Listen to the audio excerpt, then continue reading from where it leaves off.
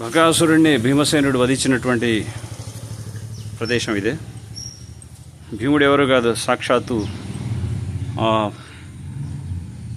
ఆంజనేయ స్వామి యొక్క అంశానుభూతుడైనటువంటి వాడే. వాయు, ఆంజనేయ, భీమ, అదేవిధంగా మధ్వాచార్య కూడా ఆయన వచ్చినారు.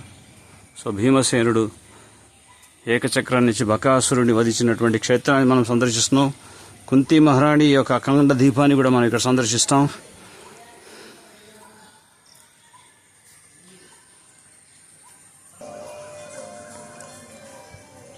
వనేశ్వర మహాదేవ్ కుంతి మహారాణి స్వయంగా ఆరాధించినటువంటి ఆ పరమశివుడు, ఆ ప్రళయకారుడు. మహాభారత యుద్ధం జరగకముందు ఇక్కడ పాండవులు కూడా ఇక్కడ పూజించారు. సో ప్రళయకారుడైనటువంటి ఆ శివుడు ఇక్కడే కొలువై ఉన్నారు. వనేశ్వర మహాదేవ్ కీ జయ. సో ఇది కుంతి మహారాణి దీపారాధన చేసినటువంటి ప్రమిద. ఇది ఇప్పటికి మనం దర్శించుకోవచ్చు. మాతాజీ దాంతో లేపి హారతి ఇవ్వండి తల్లి. సో అప్పట్లో ద్వాపరయుగం నాటి కుంతి మహారాణి వాడినటువంటి దీపపు ప్రమిద అది. ఇప్పుడు మీకు లేపడం కష్టం అనుకోండి. ఇది బకాసురుడి యొక్క మోకాలు చిప్ప. పట్టుకోండి.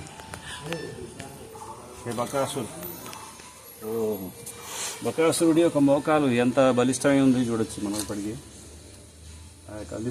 కదిలించగలుగుతున్నాను. భీమసేనుడు వధించినటువంటి బకాసురుడి యొక్క మోకాలు చిప్పది. ఇది కుంతి మహారాణి యొక్క దీపపు ప్రమిద. ఇక్కడే కుంతి మహారాణి శివుడిని ఆరాధించింది, దీపంతో హారతిచ్చింది. హే బకాసుర్ మహాబలశాలి, హే బకాసుర్. గట్టిగా పిలవకండి ప్రభు, వచ్చిన ఆవాహన మళ్ళీ భీముని పిలవాల్సి వస్తుంది.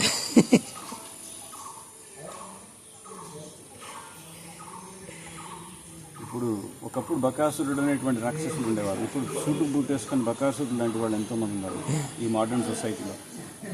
మన సనాతన ధర్మాన్ని భ్రష్టు పట్టించాను. వాళ్ళు ఏం చేస్తున్నారు, అప్పుడు బకాసురుడు ఏకచక్రపురిలో వచ్చి ఒక్కొక్క ఇంటి నుంచి ఒక మనిషిని బండెడు భోజనాన్ని తప్పించుకునేవాడు. అలా గ్రామానికి ప్రమాదం.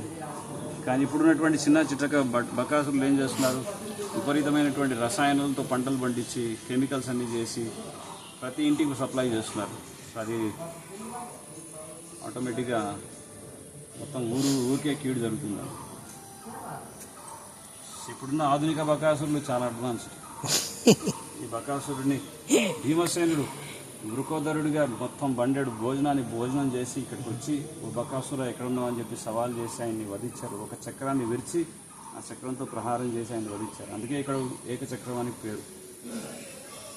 సో ఈ మోకాలు చిప్ప ఎలా మిగిలిందో అని ఇక్కడ ఆనవాళ్ళుగా ఉంచిపెట్టారు. ఇక్కడే బకాసురుడి వధ జరిగింది. కుంతి మహారాణి పూజించినటువంటి దీపపు ప్రమిద ఇది.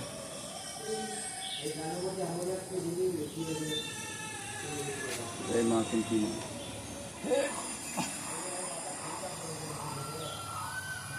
ఈ ప్రోగ్రాం చదివించడం కష్టం. మాకు దీపం వెలిగించి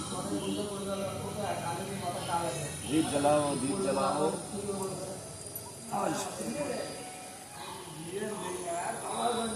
ఇక్కడ మన మహాభారతంలో ఉన్నటువంటి ప్రతి ఒక్క సన్నివేశాన్ని, బకాసురుడి వధ యొక్క సన్నివేశాన్ని ఇక్కడ దర్శించుకోవచ్చు ఈ క్షేత్రంలో. చూడండి.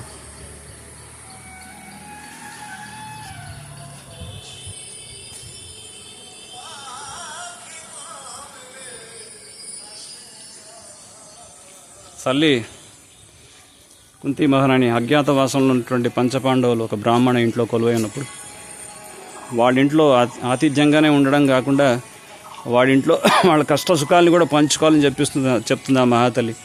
సో ఆ విధంగా భీముడిని బండి మీద సాగనంపుతుంది, వెళ్ళి ఆహారంగా వెళ్ళు బకాసురుడికని. సో ఈ మహాభారతంలో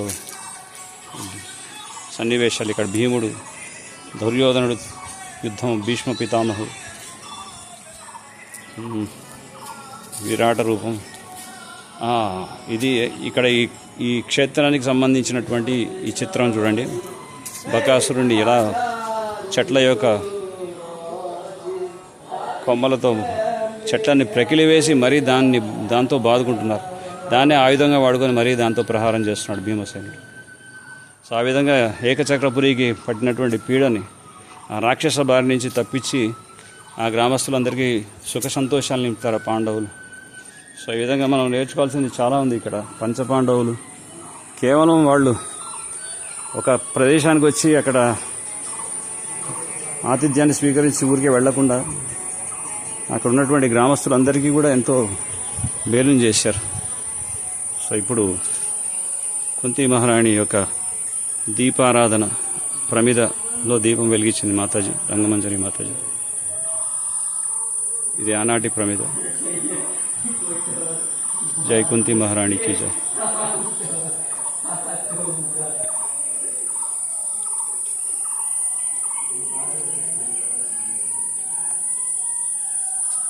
నమస్కారం చేస్తాను.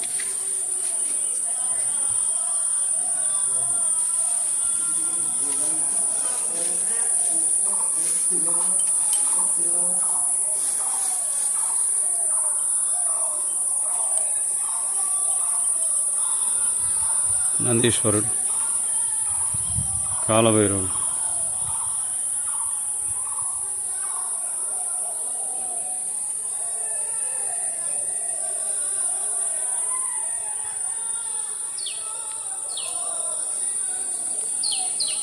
కుంతి దేవీస్ ల్యాంప్, బకా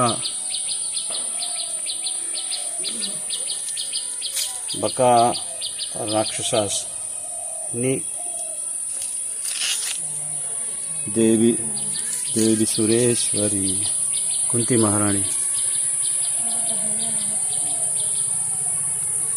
కుంతి మహారాణి వాళ్ళ బలం ఇప్పుడు ఎక్కడ మన కలియుగంలో ఉన్నటువంటి మన బలం ముందు వాళ్ళ బలం ఎక్కడ, మన బలం ఎక్కడ.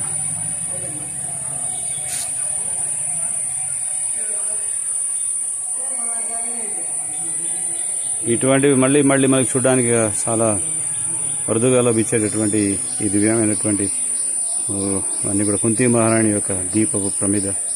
ఇది బకాసురుడి యొక్క మోకాలు. హరే కృష్ణ. అక్కడ మహాభారతం యొక్క సన్నివేశాలను దర్శించుకో. మహాదేవుని ప్రణామం చేయి. హారతి.